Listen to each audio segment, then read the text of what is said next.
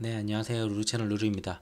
오늘 시황 관련해 좀 설명을 좀 드릴 거고, 이번 주 코스피 같은 경우는 예상한 구간에서 그냥 움직였던 것 같아요. 자, 충분히 내려온 다음에, 내려온 뒤에 이제 어느 정도 이제 박스권에서 유지를 해주면 다행이라고 그 정도는 말씀을 드렸어요. 뭐 당연히 이 이탈을 하면 안 되겠죠. 2490 뭐 아니면 2500선인데 이 부분을 지금 계속 지지를 해줬고, 그 부분이 앞전에 고점으로 이렇게 작용했었던 좀 강한 지지선이에요. 어떻게 보면은 나름 2500은 좀 강하다고 좀 보고 있는데, 이 구간을 무너뜨릴 수 있느냐인데, 이 구간에서 그냥 버텨주는 모습이었어요. 여기 5일 보시면은 5일 동안 그냥 이 정도로 그냥 버텨주는 모습이고, 상단으로는 지난주에 말씀드릴 때 2550 정도 말씀을 드렸거든요. 거의 그 부분까지 움직였던 것 같아요. 자, 내리고 반등. 자, 내리고 반등. 자, 여기서 이제 추가로 더 내릴 거냐인데, 이미 중요한 내용들은 봤던 것 같아요. 이번 주에 봐야 되는 게 엔비디아 실적이랑 그리고 잭슨 미팅이 쪽이었었는데, 자, 그 부분 둘 다 저는 개인적으로 그렇게 나쁘지 않았다고 봐요. 뭐 엔비디아는 되게 좋았죠, 오히려. 근데 눌렸던 이유들은 좀 이따 뒤에서 설명을 드릴게요. 그리고 잭슨홀도 이미 알던 내용들 그대로 내용이 나왔던 거여서 뭐 크게 악재로 작용할 만하지가 않았어요. 그냥 시장 분위기가 장 초반에는 미장 장 초반은 조금 변동성이 있었는데 결국은 끌어올리면서 마무리되었거든요. 그래서 그 부분도 뒤에서 설명을 드릴게요. 그래서 이걸 깰 가능성은 솔직히 지금으로는 낮아졌다라고 보고 있습니다. 뭐 다음 주에 나오는 PC나 고용 데이터가 뭐 말도 안 되게 이상하게 나온다면 깰 수도 있겠죠. 근데 그걸로는 요걸 깨기에는 좀 어렵지 않냐라고 보고 있어요. 그래서 지금부터는 방향성을 봤을 때는 횡보 가능성이 굉장히 높고, 만약에 좀 더 올라간다 하더라도 2550선을 갖다 저항으로 잡을 거고, 그 다음에 2600인데 솔직히 크게 올라간다 하더라도 저는 2600에서는 무조건 맞고 내려올 거라고 봐요. 2600을 돌파할 만한 지금 시장 상황이나 뭐 환율이나 채권 금리 뭐 여러 가지를 봤을 때 이걸 돌파할 만한 힘은 없어요. 근데 2550은 뭐 돌파할 수 있을 것 같아요. 그래서 한 요 정도까지도 움직일 수 있지 않을까. 그래서 요 박스권 안에서의 움직임 좀 당분간은 좀 옆으로 횡보하면서 뭐 이런 식으로 계속 움직이겠죠.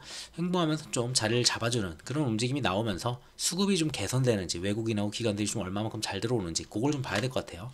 자, 그래서 우선 수급을 보게 되면은 이번 주 같은 경우는 코스피 기준으로 봤을 때 외국인 같은 경우에 뭐 1900억 날렸지만 앞전에 샀고, 그리고 이틀 동안 거의 날린 게 없죠. 한마디로 그냥 관망하는 약간 그런 추세였어요. 외국인도 그 전까지는 매도 우위로 좀 나왔다면은 이제는 좀 관망을 해보자, 약간 이런 모습이고, 환율도 뒤에 설명드리겠지만 환율도 조금 진정되는 그런 모습이 조금씩 보여지거든요. 그러다 보니까 외국인도 좀 진정이 되는 모습이고, 자, 기관 쪽 보더라도 기관 쪽은 뭐 1700원 날리고 2900원 샀으니까 거의 뭐 얘네도 다시 또 날린 게 있으니까 뭐 거의 그대로 관망하는 그런 모습이에요. 수급 자체가 둘 다.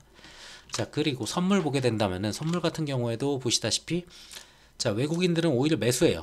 그러니까 이번 주에 소폭 올라오긴 했거든요. 시장 자체가 뭐 금요일날 살짝 눌린 건 있지만, 자, 근데 외국인도 선물로는 괜찮게 좀 들어와 줬고, 기관도 선물 좀 괜찮게 들어왔다. 전에는 진짜 이렇게 날렸잖아요. 막 4천억, 7천억 이렇게 날리고 2천억 연타적으로 날린 다음에 크게 날릴 때는 1조 4천억 날리고 2조 2천억을 이렇게 날려 먹었는데, 이번 주는 좀 많이 전체적으로 현물도 그렇고 선물도 그렇고 좀 돌아오는 그런 모습을 좀 보여줬던 것 같아요. 자, 증시 자금을 볼게요. 그러면은 증시 자금 같은 경우는 큰 변동은 없습니다. 대충 봤을 때 뭐 한 50, 한 3조, 뭐 54조 이 정도 됐었던 금액에서 뭐 한 51조까지 좀 내려왔다. 조금 예탁금이 좀 줄기는 했다. 요 정도고요. 예탁금이 좀 줄었는데, 그러면 신용잔고를 봤을 때도 뭐 한 20.5조에서 20.1조까지 대략 이것도 조금 줄었죠. 그래서 뭐 신용 반대 매매를 우려할 정도는 지금은 아닌 것 같아요. 지금 우려가 됐었던 거는 여기서 시장 상황이 좀 안 좋아지면서 추가적으로 하단을 깼을 때, 그때 이제 투매가 나오면서 그리고 반대 매매가 이제 이루어지거든요. 근데 지금 시장 상황과 여러 가지를 같이 봤을 때는 신용 반대 매매까지 나올 가능성이 좀 낮지 않을까. 뭐 코스닥 쪽에서 뭐 신용 비율이 뭐 10% 이상인 것들은 예외일 거예요. 걔네들은 뭐 특이한 케이스들이니까 뭐 한 7, 8% 이상인 애들은 조금 그런 쪽으로 갈 수 있는데, 그렇지 않고 전체적인 그 트렌드나 이런 걸로 봤을 때는 반대 매매 이슈가 나오기는 좀 어렵지 않을까 봅니다, 이번 주는. 자, 그래서 좀 생각했던 것보다는 막 엄청 좋았던 건 아닌데, 생각했던 것보다는 양호했다고 봐요, 저는. 그래서 다음 주에는 PC랑 고용 쪽에서 특별한 이슈만 없다면은, 그리고 채권금리 그것도 조금 낮아져 주기만 한다면은 좀 시장이 어느 정도 좀 한 2550선까지는 반등하는 모습 나오지 않을까. 자, 2550선에 왔을 때는 자, 여기 갭 구간이 있거든요. 갭이 있다 보니까 여기가 2550이에요. 자, 2550인데 여기까지는 반등이 충분히 나올 수 있다고 봐요, 기술적으로. 그리고 지금 현재 만들어가는 차트도 보셨을 때 자, 요러한 조그만한 터널을 하나 만들고 가고는 있어요. 자, 그래서 자, 요러한 터널을 지금 만들어 가죠. 했을 때 요 구간에서 치고 눌리고 치고 눌리고 치고 눌리고 이런 식으로 천천히 그냥 우상향 천천히 해주는 그런 모습 정도면은 저는 되게 괜찮다고 보고 있어요. 자, 그러면서 뭐 크게 한번 다시 또 막 시장이 안 좋은 게 막 나왔다, 악재가 나왔다, 눌린다, 그랬을 땐 다시 또 2500을 지지하면 되는 거죠. 그러면은 2500의 지지선은 더 단단해질 거고, 아, 그러면 이제 2500선 왔을 때는 아, 매수할 수 있겠구나, 이렇게 좀 볼 수 있지 않을까. 그래서 다음 주 방향성만 좀 보여주는 그런 한 주일 것 같아요. 뭐 그렇다고 큰 폭으로 오른다 이런 것도 아니고, 그렇다고 큰 폭으로 내릴 만한 이슈도 없어 보입니다. 그냥 무난한 한 주가 되지 않을까. 뭐 테마별로 순환매 조금 돌지 않을까, 그렇게 보고 있어요. 자, 뉴스를 좀 보면은 이거는 제가 말을 할까 하다가 그냥 이거 빼고 할게요. 채권 쪽 말씀을 좀 드릴까 하다가 요거는 맨 뒤로 그냥 빼고 자, 우선 중요했던 게 잭슨홀 미팅이었죠. 뭐 엔비디아도 중요하다고 말씀드렸지만 엔비디아는 잘 나와서 뒤에서 또 말씀드릴게요. 자, 우선 잭슨홀 미팅이 더 중요했었는데, 자, 여기서 나왔던 내용이 똑같아요. 추가 금리 인상 할 수 있다. 근데 신중하게 하겠다. 어떻게? 데이터를 보고하겠다. 뭐 이제 다음에 나오는 이제 8월 데이터, 9월 데이터, 이제 뭐 그 다음에 9월에 만약에 금리 인상 안 했으면 10월 데이터, 11월 데이터 보면서, 그리고 11월에 또 금리 인상을 할지 그렇게 신중하게 그 데이터를 기반해서 이제 우린 진행을 하겠다, 이런 내용이에요. 그거 근데 알고 있었잖아요. 자, 근데 여기서 그냥 나왔던 게 요게 그냥 조금 악재로 들렸던 것 같아요, 시장에서는. 필요시 추가 금리 인상에 나서겠다, 요 말이 나오니까 시장이 안 그래도 채권 금리도 높고 지금 상황이 조금 막 불안불안하니까, 뭐 중국 이슈도 있고 여러 가지 많죠. 자, 그러다 보니까 요 한마디에 그냥 우르르 약간 좀 초반에 장초반에 좀 빠지는 모습이 좀 나왔거든요, 금요일날. 자, 근데 해석을 하다 보니까 사람들이 기존이랑 스탠스가 똑같은데 이렇게 본 거예요. 자, 그래서 추가 금리 인상을 하겠지만 신중하게 할 거다. 그리고 또 어떤 내용이 있었냐, 인플레 고점은 끝났지만 갈 길은 멀다. 이게 뭐냐면은 인플레 얘네가 원하는 게 지금 2%를 원해요. 2%를 원하는데 지금 대충 4% 초반대잖아요. 뭐 갈 길이 멀다라고 하는데 어느 정도 길어질 거라는 건 다 알고 있는 내용이에요. 그리고 매번 했던 말이에요. 2%가 목표치다. 뭐 이거를 올릴지는 몰랐어요. 올릴 가능성도 있다는 썰이 있었어요. 인플레이션 목표치를 3%로 올린다고 했으면은 시장이 갑자기 환호를 하면서 날아갔을 텐데 뭐 그런 내용은 없었어요. 근데 그럴 가능성도 있다라는 썰들은 지금도 돌고는 있어요. 이 인플레이션 2%를 이거 세팅한 게 옛날에 뭐 뉴질랜드 쪽인가 거기서부터 시작이 돼가지고 그냥 2%게 2% 하는데 그게 굉장히 오래됐어요. 그러다 보니까 이건 말이 안 된다. 지금 이제 현재로 봤을 때는 3%를 올려야 된다, 이런 이야기들이 어느 정도 깔려 있기는 해요. 근데 어쨌든 간에 파월 의장의 그런 내용은 말하지 않았다. 그냥 기대감에 조금 있었지 않을까, 3%로 올려주지 않을까, 이런 기대감이 있었던 것 같아요.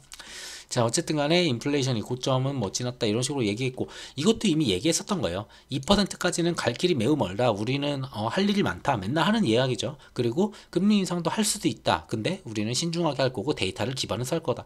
뭐 다 있던 내용이에요. 그냥 그러다 보니까 제가 봤을 때는 특별한 게 없었는데 시장이 갑자기 좀 무너지길래 왜지? 했는데 뭐 특별한 게 없더라고요, 아무리 봐도. 자, 그리고 그러니까 시장에서 처음에는 나스닥이 좀 빵 하고 무너졌어요. 좀 낮게 시작했어요.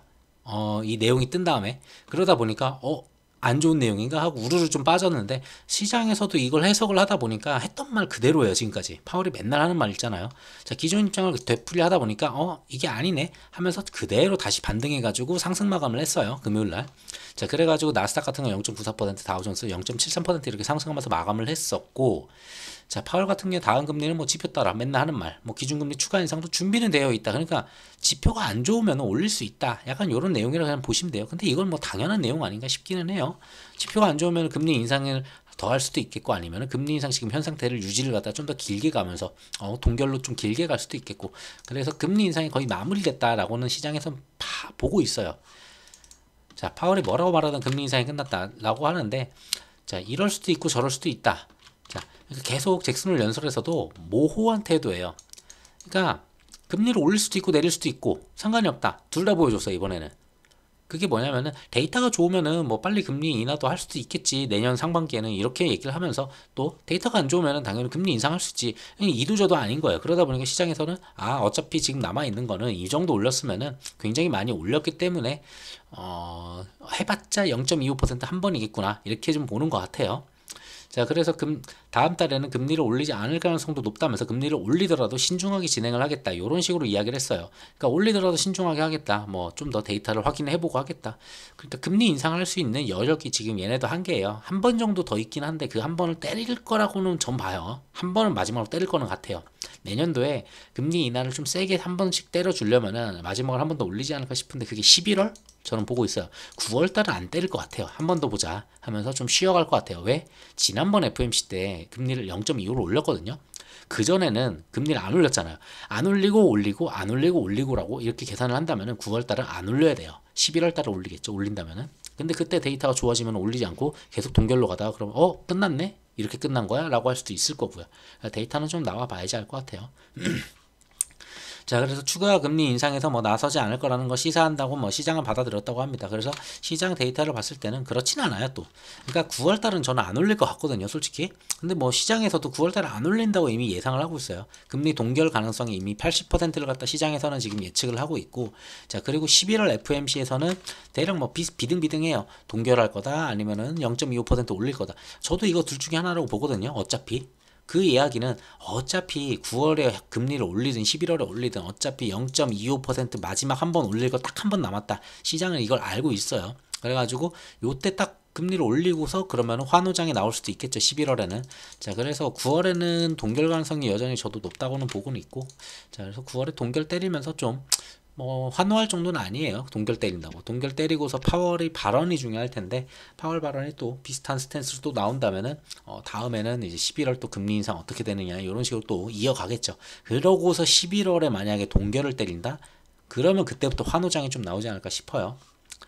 자, 그래서 조금 시간이 많이 걸리고 데이터도 좀 더 확인을 해야 되고, 그래서 파월 잭슨홀 미팅은 특별한 게 없었다. 오히려 악재라고 생각을 했고, 이거 리스크인데 우려되는 이런 부분들이 있어서 사람들이 투자하기 조금 꺼려 했었던 그런 부분들이 어쨌든 해소가 됐다. 요렇게 좀 해석이 될 것 같아요. 그래서 다시 얘기하면은 악재가 해소가 됐다. 요 정도로 그냥 보시면 될 것 같아요, 그냥. 자, 그리고 엔비디아 실적은 솔직히 가늠이 잘 안 되는 부분이었어요. 그래서 예상하기도 어려웠었고, 엔비디아 2분기에 근데 깜짝 실적을 보여줬어요. 거의 전년 동기 대비해 가지고 100%가 넘는 성장을 보여줬거든요. 자, 그러다 보니까 굉장히 깜짝 실적이어서 장 마감하고 발표를 했어요. 그래서 시간에서 9%가 급등을 했고, 그러면서 국장에서도 조금 반도체들을 움직여주는 그런 모습들을 좀 보여줬어요. 뭐 삼성이나 SK 하이닉스 좀 움직여줬었고, 자, 근데 그 다음날 되자마자 바로 그냥 엔비디아가 무너졌죠. 엔비디아가 장 초반에 갭을 엄청 띄워가지고 위에서 바로 그대로 무너지는 그런 모습을 보여줬어요. 자, 근데 무너질 때 얘네가 엔비디아에 문제가 있어서 무너졌으면은 솔직히 문제라고 전 봐요. 근데 엔비디아가 혼자 다 해먹을 거야. 얘네 그 AI 같은 경우에는 GPU가 많이 들어가잖아요. 근데 GPU가 지금 엔비디아 성능을 갖다가 엔비디아 이상을 갖다가 나타내는 곳이 없어요. 뭐 AMD나 인텔 쪽에서 이렇게 할 수가 없다 보니까 얘네들이 폭락을 한 거예요. 왜? 엔비디아한테 이거 다 뺏기겠네. 이 시장 다 뺏기겠네. 자, 근데 저는 이거 분명 돌아올 수밖에 없다고 보는 거는 뭐 간단하게 좀 짧게 얘기하고 갈게요. AI 같은 경우에는 어차피 성장해야 되는 것이고 여기를 갖다가 키우겠다는 웬만한 기업들이 다 들어가 있어요. 뭐 구글부터 마소부터 해가지고 국내에서는 뭐 네이버부터 카카오부터 안 하는 곳이 없어요. 중국도 전부 다 이해한다고 하죠. 그래서 이 시장은 어쨌든 간에 성장률은 매우 커요. 그 이야기는 그만큼 GPU가 더 많이 필요할 거다. 자, 그랬을 때는 엔비디아 GPU만 써야 되느냐? 그렇지도 않아요. 자, 적당한 수준의 GPU를 가지고서도 웬만한 AI는 구현이 가능해요. 예를 들면은 엔비디아가 지금 나오는 게 H100인가 그 다음 나오는 게 H700인가 그랬던 걸로 기억을 하는데, 자, 그거 같은 경우에도 싼 모델이 있어요. 전작들이 있어요. 전에 나왔었던 GPU. 근데 중국에서는 그거를 한 6조에서 7조 정도를 다 쓸어갔거든요. 그냥 그 이야기가 뭐냐면은 AI를 구현함에 있어서 엔비디아의 최고 성능 그리고 최상위 거를 굳이 안 써도 된다는 거예요. 그 이야기는 이 시장 자체가 뭐 한정적이면은 당연히 엔비디아 거만 나가겠죠. 근데 시장 자체가 커지면은 엔비디아도 이 시장을 다 커버를 못 해요. 그러면은 결국은 적당한 수준, 적당한 레벨에 있는 애들도 올라갈 거다. 얘네들도 어차피 그러면 성장을 할 수밖에 없어요. 그냥 시장에서는 그냥 얘가 다 독주하는 거 아니야 이러면서 얘네들이 무너지고 얘네들이 무너지니까 엔비디아도 같이 끌어서 무너졌거든요. 그래서 결국은 이거는 단기적인 눌림이다. 저는 이렇게 보고 있어요. 엔비디아도 뭐 한 번 더 눌릴 수는 있겠죠. 하루 정도 더 눌리고 그러고 반등 나올 수도 있겠고. 그래서 이쪽은 크게 문제가 되지 않는다. 어차피 커가는 거는 이미 확인을 했고 시장에서 완전히 확인을 했고 이게 얼마만큼 바뀌어지는지 뭐 로봇이나 AI 똑같죠. 그래서 이쪽은 그래서 큰 문제는 없어 보여. 그래서 이거 폭락이 왔다고 해가지고 이거 다시 뭐 시장 다 얘네들 때문에 다시 무너지는 거 아니야? 이렇게 볼 이유는 전혀 없다고 봅니다. 그냥 눌림자리다. 요 정도로만 해석하시면 될 것 같아요. 자, 그리고 중국판 리먼 사태를 막아라. 뭐 여러 중국 이슈가 있죠. 근데 중국 이슈도 어느 정도 살짝 수그러드는 모습이 있어가지고 이번 주는 중국 이슈보다는 잭슨홀이랑 엔비디아 요걸 많이 봤던 것 같아요. 자, 그 한 주 동안에 어떤 이야기가 있었냐면은 중국 같은 경우에는 어쨌든 내부적으로 해결할 가능성이 굉장히 높다고 말씀을 드렸잖아요. 부동산 문제든 아니면은 뭐 헝다든 아니면은 뭐 다른 것도 하나 더 있죠. 지난주에도 이랬었는데 그 이름이 계속 기억 안 나네요. 자, 그래서 중국 유동성 확대로 이제 경기 부양을 시도하겠다 이런 내용들이 있어요. 자, 보면은 금리 인하를 했고요. 이번에 인민은행이 잇따라서 웬만한 곳들 다 금리 인하를 했고 대출도 더 해줘라, 대출도 확대해라. 그냥 부양책으로 간다는 거예요. 경기 부양으로 그냥 때리겠다. 어차피 근데 문제가 얘네가 이렇게 부양해서 망하더라도 문제가 안 되는 게 대출을 옛날에 리먼 때처럼 해외 여러 곳들한테 쫙 해외 막 수많은 은행들이 다 연결고리가 돼 있어가지고 그쪽에서 막 대출을 끌어온 게 아니에요. 중국은 중국에서 돈을 찍고 중국 은행에서 중국 기업한테 또 돈을 빌려줘요. 그러다 보니까 중국 기업이 망하잖아요. 그러면 그게 이제 시스템적으로 중국 은행을 때릴 텐데 그 은행은 또 중국 정부 거예요. 다 통폐합하면 돼요. 그냥 다. 그래서 어떻게든 여긴 다 막을 수 있어요. 중국 문제는 솔직히 저는 크게 신경 안 써도 된다고 봐요. 다만 투심을 낮출 수는 있다. 중국에 이런 게 터졌대. 와, 여기 또 터졌대. 뭐 부동산 터졌대. 와, 은행까지 터졌대. 라고 하면은 당연히 사람들이 투자에 대한 그런 부분들이 당연히 약해지겠죠. 그건 어쩔 수 없어요. 그러면서 위안화도 약간 흔들릴 수 있고 위안화 때문에 이제 또 달러가 움직일 수 있으니까 그게 또 원달러 환율에 또 움직임이 나올 수도 있으니까 그런 건 있겠지만 리먼 사태처럼 뭐가 하나가 터져가지고 그게 막 전 세계적으로 그리고 유럽으로 막 퍼지고 그게 세계 경제 대공황으로 이거 갈 수가 없어요. 이쪽은 절대 갈 수가 없다고 보시면 돼요. 그냥 왜냐면 얘네가 빌린 돈이 해외에서 많이 끌어오질 않았어요. 웬만한 곳들이 다 기업들이 거의 다 중국 돈이기 때문에 중국 은행에서 다 끌어왔고 중국 돈으로 그냥 다 끌어왔어서 터져봐야 그 내부에서 다 막을 수 있게 터지는 그 정도예요.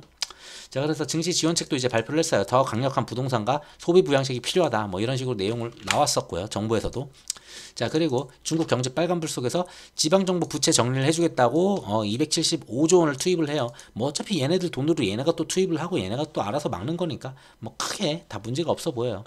그래가지고 일부 지방정부 부채 규모가 너무 커가지고 유동성 위험에 처해 있다. 아니 뭐 이 부채는 당연히 어쩔 수 없는 거는 지방정부에서 부동산을 키우겠다고 뭐 부동산으로 성장을 했었던 나라니까 부동산을 키우겠다고 지방정부에서 부채를 끌어다가 그리고 부동산 기업들 있죠. 뭐 헝다 같은 애랑 손을 잡고 지방정부랑 같이 뭐 건물을 세운다거나 그게 다 부채잖아요. 근데 그게 제대로 안 돌아가니까 이게 부채가 너무 커져가지고 위험하네. 그랬더니 중앙정부에서 지방정부에 돈을 내려주는 거로 보시면 돼요. 그래서 하나씩 막고 있어요. 계속. 자, 그리고 중국 부동산 부양. 뭐 부동산이 잘 안 나가니까 거래가 없으니까 사람들이 이거 더 빠지는 거 아니야? 아니면 이거 위험한 거 아니야? 이러다 보니까 마인드를 좀 바꿔주기 위해서 금리 인하를 해줬죠. 아까 전에. 거기다가 주택 구매자한테 세제 혜택까지 이제 제공을 하겠다. 자, 이러면서 어쨌든 간에 부양을 하면서 경기도 부양하고 경제도 부양하고 돈도 풀고 금리도 인하하고 지금 할 수 있는 건 다 하고 있어요. 근데 이게 일주일만 할 거냐? 계속 할 거예요. 얘네들은 지들 마음대로 정책을 다 마음대로 할 수 있다 보니까 중국 자체는 그래서 크게 신경 안 써도 된다. 어떻게든 알아서 잘 막을 거라 봐요. 그래서 여기는 악재가 아니고 그냥 악재가 필요할 때 좀 나와요. 솔직히 말해서 악재가 좀 필요하다 싶으면 중국 뭐 헝다 무너지는 거 아니야? 이랬다 안 무너지잖아요. 2년 전에도 그렇게 기획이 나왔죠. 파산 신청한다고 절대 무너지지 않아요. 그러니까 이쪽은 그냥 뭔가 막 채권 금리가 오르고 시장 상황이 조금 위태위태할 때 겁을 주기 위해서 나올 만한 이슈로는 솔직히 매력이 있어요. 근데 이게 터질 가능성은 전 굉장히 낮다고 보는 입장이어서 크게 우려 안 해도 된다라고 봅니다. 자, 그리고 러시아는 뭐 간단하게 보면은 계속 전쟁 중이고 우크라이나 항만을 또 공습을 했어요. 계속 우크라이나 항만 쪽을 계속 공습을 하는데 결국은 곡물을 계속 때리는 거예요.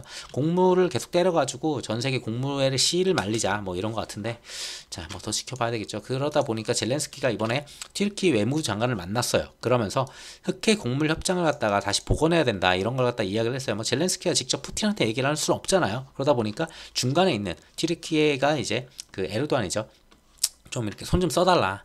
푸틴을 움직일 수 있는 건 에르도안밖에 없다 라고 하면서 러시아 방문에 앞서서 우크라이나를 거쳐가는 이제 피단 장관한테 이제 흑해 국물협정을 좀 복원해달라 이런 내용들이 있어요. 그래서 이 친구가 뭐 이제 푸틴한테 가서 얘기를 했을 때 그러면은 정상회담이 에르도안이랑 이루어지는가? 정상회담 있을걸요? 네. 자, 그래서 정상회담들이 이제 뭐 에르도안 튀르키 대통령이 꼭 정상회담을 할 수 있다 이런 식으로 좀 밝혔어요. 푸틴 대통령이랑 같이 해가지고 이렇게 했을 때 푸틴도 오케이 정상회담 했을 때 여기서 곡물협정 다시 해볼까? 라고 얘기가 나오면은 좀 시장도 뭐 인플레에 대한 우려 정도가 사라지는 거지 막 시장이 반등할 정도는 아니에요. 이거는 그냥 악재가 조금 사라진다.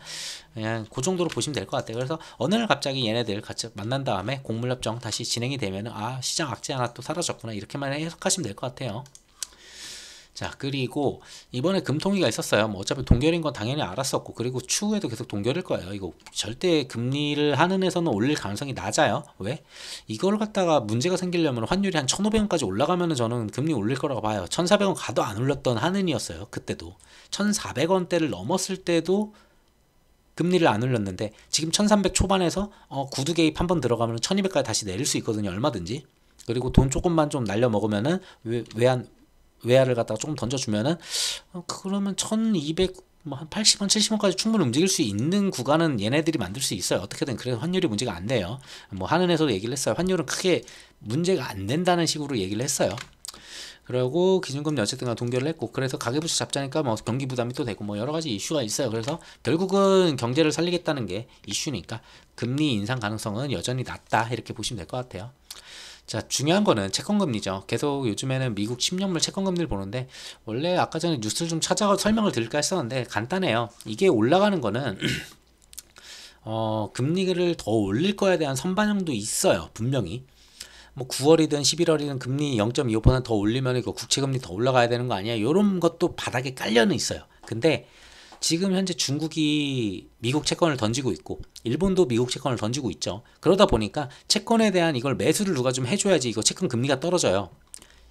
누군가가 사줘야 되는데 막 강하게 사는 곳들이 없어요. 예전에는 일본이 막 미친 듯이 샀었고 그리고 중국은 이미 꼭대기 찍은 다음에 계속 수십 년 동안 계속 수십 년은 아니에요. 지금 한 8년 됐나? 아무튼 꽤 오랜 기간 동안 지금 미국 국채를 갖다 매도를 때리고 있거든요. 계속 꾸준히. 자, 그러다 보니까 누군가를 사줄 사람이 지금 딱히 없고 자, 그 상황에서 수요의 공급이에요. 단순하게.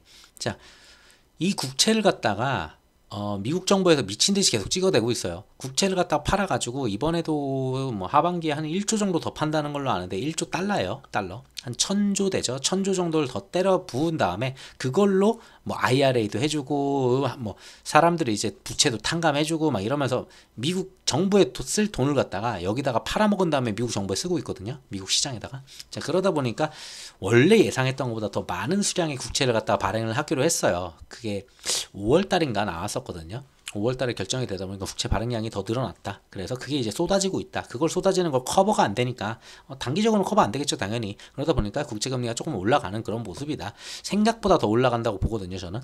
왜냐면은 그 발행량이 지금 계속 나오는 거고 누군가 좀 사줘야 되는데 일본 지금 엔화 맞기도 힘들어 죽겠는데 무슨 미국 국채를 사겠어요. 그러다 보니까 어쩔 수 없이 걔네들도 좀 던지고 그러다 보니까 가격이 좀 더 올라가야지 이제 사람들이 좀 이 금리가 더 올라간다는 거는 할인율이 더 높아진다는 거거든요. 그러니까 더 싸게 살 수 있는 거예요. 국채를. 더 올라갈 거야 라고 하면서 더 위에서 잡을 거야 하다 보니까 국채 금리가 좀 더 많이 올라갔던 것 같습니다. 그런 바탕이 있는 거지 단순하게 0.25%더 올릴 거야 그래가지고 그걸 선반영해가지고 국채 금리가 지금 이렇게 빠르게 올라갔어 라고 해석하기에는 지금 구간이 말이 안 돼요. 0.25%밖에 안 남았고 지금 분위기상으로는. 자, 그렇게 보시면 될 것 같고요. 그래서 어쨌든 간에 중요한 거는 근데 얘가 많이 넘어가면 안 돼요. 자, 앞전에 고점으로 작용했었던 곳이 여기에요. 4.4%예요. 대충 봤을 때. 자, 그 고점을 때리고 지금 눌려지긴 했거든요. 자, 근데 여기서 완전히 꺾여서 4%까지 내려와주는 그런 모습. 아니면 여기 딱 봤을 때 4.1%죠. 자, 라인 하나 더 그을 수 있겠네요. 자, 앞에 고점이었고 그럼 얘가 내려온다면 4.1%를 갖다 지지받고 다시 반등 나오겠죠. 그 다음에 다시 내려가면 몰라요. 보통 이렇게 내려가요. 자, 그래서 이렇게 보시면 됐다. 그래서 이번에 4.1%까지 좀 내려오는 모습이 좀 나오나 거기서 조금 반등은 나올 수 있어요. 그 다음에 다시 내리는 모습이 나와야 되죠. 자, 이렇게 좀 보시면 될 것 같고. 자, 그거에 따라 환율도 좀 많이 움직였었는데 환율도 좀 많이 괜찮아졌어요. 이번 주 같은 경우에는 외국인 수급 이탈도 별로 없었다고 아까 시장에서 그때 수급에서 말씀드렸죠. 자, 그러다 보니까 어느 정도 버티다가 나름 내려왔어요. 그래도 1345원, 50원 근처까지 가나 했었는데 이게 앞전의 고점. 자, 이렇게 보시면은 자, 고점 때리고 눌리는 모습이에요. 자, 그 다음에 또 하나의 선을 더 그어주면 딱 요 자리거든요, 지금. 자, 고점. 자, 여기서 반등 나올 수 있어요, 분명히. 자, 선 두 개 그었죠, 아까. 이렇게 내려왔잖아요, 지금. 자, 반등 나와서 내려갈 거예요. 여기서 뭐 그냥 드라마틱하게 이렇게 내려갈 수도 있어요. 환율은 뭐 무조건 차트를 수렴하지 않으니까. 그래도 요 정도의 반등은 주고 가지 않을까. 그래서 크게 우려할 정도는 아니다. 한 1330원 요 정도까지는 저는 수긍해 줄 수 있을 것 같아요. 그 다음에 다음 주에 좀 내려가는지 1300원 초반대까지 내려가는지 뭐 1200 후반대까지도 내려가는지 다시 한번 봐주면 될 것 같습니다. 그래서 어느 정도 조금 진정되는 분위기예요. 지금 말씀드렸다시피 잭슨홀 미팅 같은 경우에 해소됐죠. 자, 그리고 엔비디아 실적 전혀 모르는 내용인데 오히려 호재로 작용됐죠. 자, 그 다음에 중국 부동산 이슈. 이거 호재는 아니에요. 그냥 악재인데 악재는 맞아요. 뭐 쟤네가 해소를 할 수 있다는 능력이 있는 거지. 내부적으로 어떻게든 하면은 다 막을 수 있는 거지. 근데 어쨌든 간에 안 좋은 건 안 좋은 거니까. 자, 근데 악재인데 어느 정도 해소는 아니에요. 소화는 그 과정 중이에요. 자, 부동산도 이 정도. 자, 금통이 뭐 금리라도 올릴까 뭐 안 올릴까 하는데 뭐 이건 뭐 그렇게 큰 이슈는 아니니까 그냥 같이 보시면 되니까. 이거는 채권이랑 환율이랑 같이 볼 때 이제 금통이 좀 같이 봐야 되다 보니까 같이 넣은 거고. 자, 그러고 채권금리 4.4% 찍은 다음에 어느 정도 소폭 떨어졌죠. 약간 안정 이 정도로 보여져요. 자, 그래서 아까 전에 장 초반이 아니죠. 영상 초반에 말씀드릴 때 말씀드린 거랑 비슷한 것 같아요. 그냥 전체적으로 악재가 좀 소화가 됐고 호재가 한두 개씩 좀 보이고 그냥 시장을 갖다가 더 이상 하방으로 때릴 만한 그런 게 안 보여요. 그러니까 하방으로 빡 때리려면 뭔가 세거나 아니면 악재가 뭔가 큰 게 막 진짜 이게 터지는 거 아니야 막 이런 불안감이 좀 있어야 되는데 그런 게 없죠, 지금 딱 봐도. 그래서 아까 말씀드린 대로 우선은 코스피 같은 경우는 진짜 뭐 센 게 나오더라도 2,500은 지킬 가능성이 매우 높다. 그래서 지금은 여기는 괜찮아요. 좀 이거 조금 주워 담을 만한 그런 구간인 것 같아요. 한번 눌린다면 2,500선 와준다면은. 자, 근데 그렇다고 미친 듯이 간다? 저거 해소됐다고 2600을 뚫고 이렇게 간다? 그건 또 아니에요. 그러니까 아까 말씀드린 대로 이러한 구간에서 좀 이렇게 움직이다가 갑자기 금리 인하 뭐 아니면은 뭐 그런 내용 뭐 시장이 좀 이제 좀 괜찮아졌고 CPI도 다 괜찮아졌고 드디어 우리가 뭐 연착륙을 성공했니 막 이런 거 했을 때 그럴 때 이제 세게 올라가겠죠. 자, 그런 이렇게 좀 봐주시면 될 것 같아요. 그래서 당장은 2550선에서 2500선 사이의 움직임 정도 계속 이어가 주다가 조금 오버해서 슈팅 미장이 조금 반등이 좀 세게 나온다 그러면 2600까지 이렇게 올라가는 그런 모습 나올 거라 봐요. 자, 잠깐 좀 뒤로 빠졌는데 어쨌든 달러는 이렇고. 자, 그래서 원달러 환율 같은 경우에는 뭐 그냥 이런 거 같이 보시라고 그냥 뉴스 있길래 그냥 가져왔는데 미국 금리가 어떻게 되는지 채권 금리예요. 채권 금리 그리고 0.25% 그거 올리는지 언제 올리는지 그 정도 보시면서 원달러 환율 보시면 될 것 같아요. 이게 뭐 한미 금리차 때문이라고 하는데 솔직히 한미 금리차 때문에 원달러 환율이 올랐었으면은 진짜게 1,500원 막 1,400원 넘었어야 돼요. 지금 한미 금리차는 솔직히 안 보셔도 돼요. 특별한 게 없어요. 한미 금리차로 인해 가지고 외국 자본들이 외국 그 외화들이 해외로 전부 다 이탈을 했을 때 원화의 가치가 떨어지니까 우리 환율이 위험하다. 한미 금리차가 벌어지면 위험하다. 요건데 옛날 얘기고 그거는 지금은 한국에 있는 기업들의 경쟁력이나 뭔가 굉장히 강하다 보니까 이 정도 환차익을 벌러 미국에 돌아가느니 오히려 좀 더 싼 값에 오히려 한국 기업에 투자를 하거나 요런 게 지금 남아 있어요. 그러다 보니까 옛날에는 진짜 요 정도 금리차 나면은 진짜 난리 났었어요. 환율 진짜 말도 안 되게 폭등했을 거예요. 진짜 옛날 같은 막 10년 전 막 이랬었으면은 진짜 요거는 10년 전 막 15년 전 이랬으면 거의 말도 안 되는 금액 갔겠죠. 1,500 넘고 막 1,700 가고 이랬을 수도 있어요. 근데 지금은 유출이 안 나와요. 유출이 나와야 되는데 유출이 안 나오잖아. 이거는 방어가 된다는 거예요. 방어가 되고 그리고 달러가 올라가게 되면은 달러가 강세가 되다 보면은 오히려 더 싼 값에 한국 기업들의 지분을 더 늘릴 수도 있겠죠. 뭐 여러 가지 방법이 있는데 자, 그렇게 봤을 때는 그렇게까지 도망갈 정도의 한미금리 차는 아니다라고 보는 것 같아요. 외국인들은. 자, 그래서 요건 저는 그렇게 막 동의하진 않아요. 요즘은. 옛날에는 이게 맞는 말이에요. 한미금리 차 벌어지면 환율이 더 높아져. 이게 거의 공식 루트였었죠. 근데 저는 지금은 좀 아니라고 봐요. 자, 그리고 미국 중국 경기 우려 이것도 뭐 해소가 되고 있으니까 뭐 그래서 환율도 조금 진정될 거라고 봐요. 환율도 좀 진정되고 가장 우려되는 게 10년물인데 미국 10년물도 좀 진정이 되면은 다음 주 시장은 좀 그래 전반적으로 돌아가면서 양호한 모습, 뭐 다 같이 와 하고 막 세게 갈 수는 없을 것 같은데 그렇게 보고 있습니다. 자, 그리고 다음 주에 일정으로는 뭘 좀 봐야 되느냐 봤을 때는 우선 월요일 날 뭐 특별한 거 없고요. 화요일 날 뭐 있긴 한데 어디 갔지? 있었는데 여기 있다. 졸츠. 자, 고용 데이터, 미국 졸츠 데이터가 나와요. 근데 어차피 금요일 날 고용 데이터 그냥 풀 패키지가 나오거든요. 그 전에 이제 나오는 것들이 졸트랑 이제 비농업, ADP 쪽이 이제 나오는데, ADP 어디 갔어? 여기 있죠. ADP 고용. 자, 요거 두 개가 먼저 나와요. 화요일, 수요일 날. 그리고 쭉 금요일 날 가면은 금요일 날 다 나와요. 금요일 날 같은 경우에는 뭐가 나오냐? 자, 시간당 인등, MOM, 그리고 YOY 다 나오고요. 요거 두 개 봐야 되고 쭉 봤을 때 비농업 지수 또 나오잖아요. 그러니까 통계, 8월 지통. 그러니까 앞전에 있었던 수요일랑 화요일에 나오는 거는 그 한 주 거. 그렇게 보시면 돼요. 그리고 실업률 여기 나오고 어디 갔어? 여기도 뭐 제조업 구매자 수 이거 나오는데 뭐 그렇게 자 제조업 구매자 관리 지수 나오고 뭐 요 정도 보시면 될 것 같아요. 파월이 얘기했을 때 고용 부분도 좀 한번 언급이 나왔었거든요. 그래서 이번 고용에서 특별하게 이상하게 튀는 움직임만 안 나온다면은 시장은 괜찮게 또 흘러갈 가능성이 높아요. 자, 그리고 또 하나 봐야 되는 게 PCE. PCE 어디 갔지? 자, 여기 있네요. 근원 소비자 물가지수. 자, MOM이랑 YOY 요 정도 같이 봐주시면 될 것 같아요. 그리고 이때 또 실업수당 청구 건수가 또 있죠. 뭐 그러다 보니까 이번 주는 고용하고 PC이다 이렇게 좀 보시면 되고, 앞에 나오는 게 뭐 ADP랑 화요일 수요일 날 특이하게, 그리고 얘네들이 나온다고 해서 갑자기 시장이 막 세게 무너지지는 않아요. 이런 거 나오면은 그냥 한 0.5%에서 한 1% 정도 움직일 수는 있겠지만 엄청 이상하게 나오면은.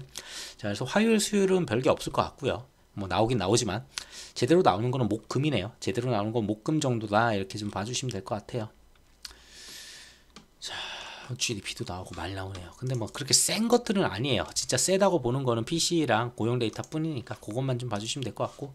자, 지금 방금 말씀드릴 거예요. 그래서 비농업 지수 이제 뭐 그리고 고용 쪽이랑 그리고 PC 이제 좀 주목하자 뭐 그 정도예요. 그래서 나스닥 같은 경우를 봤을 때는 자, 나스닥 같은 경우는 지켜야 될 자리를 제대로 지켰어요. 앞에 있었던 고점 지킨다면은 13,100포인트를 지킬 가능성이 높다 했을 때 13,100을 갖다 정확히 찍었고요. 그 다음에 기술적 반등이 나온다고 했어요. 기술적 반등이 나오면은 여기서 맞고 떨어져서 이렇게 떨어질지, 요게 이제 중요하죠. 여기서 이렇게 떨어질지 아니면은 여기서 이렇게 올라갈지 다시 재돌파할지. 자, 지금 자리가 하나의 선을 라인을 또 그릴 수 있거든요. 자, 앞에 있었던 조그마한 고점 두 개가 있어요. 그리고 갭을 띄웠던 자리가 하나 있어요. 자, 요 자리가 13,850이에요. 자, 엔비디아가 갭 떠가지고 처음 출발했을 때 나스닥이 세게 올라가서 맞았던 곳이 13,850 정확히 일치해요. 자, 요 라인이 하나가 더 생겼고, 그러면 이게 이제 저항으로 이제 작용할 거예요. 요 라인이. 그러면은 다시 또 때릴 때 이걸 넘느냐 안 넘느냐 요걸 보시면 돼요. 13,800이. 여기서 또 맞고 내려왔을 때 이 저점보다 더 위냐 아래냐 요걸 다시 한번 체크하시고, 만약에 또 위다 그랬을 때는 요러한 뭔가가 생기겠죠. 자, 그랬을 때 그 다음에 다시 돌파가 나온다. 요러한 채널을 만들면서 이제 상승을 갈 수 있다. 이렇게 보시면 되고, 미국도 뭐 특별하게 이번 주에 이상한 것만 안 나오고 국채금리도 이상한 것만 뭐 언제 뭐가 터질지 모르지만 특별한 것만 없으면은 다시 한번 13,800을 갖다가 때리고 눌리는 그 정도 자리까지 나올 수도 있어 보여요. 그래서 이번 주에 한 5일 정도면은 여기 때리고 눌리고 뭐 다시 때리려고 하는 요 정도에서 금요일 정도 맞이하지 않을까 봅니다. 그래서 그 다음에는 이걸 할지 이게 이렇게 될지 봐야 되겠죠. 그래서 얘네도 시장이 전 그렇게 나쁘다고 보진 않아요. 웬만한 악재들이 오히려 해소됐다는 게 전 더 중요하다고 보니까. 그래서 아까도 다 설명드렸다시피 전체적으로 악재들은 웬만큼 다 해소가 됐고, 그렇다고 호재가 있는 건 아니에요. 또 뭐 달려가겠다라는 호재가 있는 것도 아니니까 박스권인데 어쨌든 하단은 확인했다. 요렇게만 해석하시면 될 것 같아요. 자, 이렇게 빠졌잖아요. 자, 이렇게 빠졌는데 그냥 하단을 확인했다. 자, 얘네도 13,100은 뭐 세게 더 한번 뭐 이슈가 터져서 눌리더라도 여기는 지킬 가능성이 높겠구나, 이렇게 좀 해석하시는 게 제일 좋은 것 같아요. 코스피 같은 경우도 2,500에서 진짜 힘들었었는데 여기서 이만큼 빠지면서 2,660에서부터 쫙 내려왔죠.